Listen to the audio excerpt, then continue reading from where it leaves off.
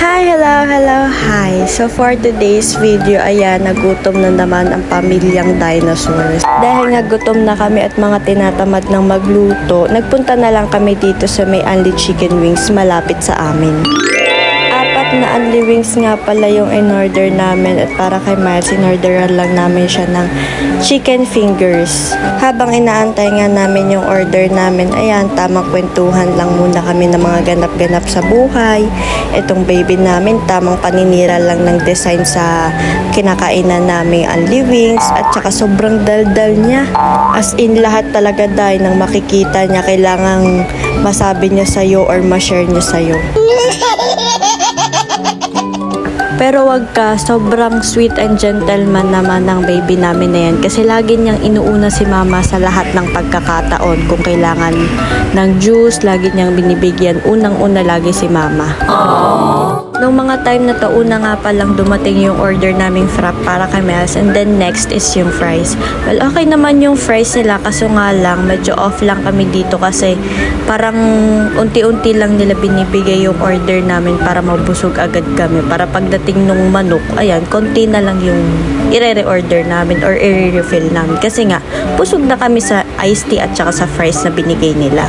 After 2 years nga, ayan, dumating na din yung aming manok. At itong baby namin, sobrang excited niya kasi nga first time nang magkaroon ng plastic sa kamay. So, ayun, sugabagad siya sa kanin kahit hindi naman kanya yung kanin. Pero don't worry guys, inas naman namin i-free yung rice para dun sa baby kahit naka-unli rice kami. Syempre di naman makakadalawang kanin yan. Free lang naman daw. Actually, 3 years old and below, free lang yung Unli Wings dito. Apat nga pala kami guys. So, 4 na flavor yung pinili namin. Or 6 na flavor yung pinili namin. Which is yung cheesy cheese, buffalo, teriyaki, salted egg, and parmesan. Okay naman yung flavor ng manok nila. Kaso nga lang, sauce lang talaga siya, as in parang pritong manok and then toppings lang yung mga flavor.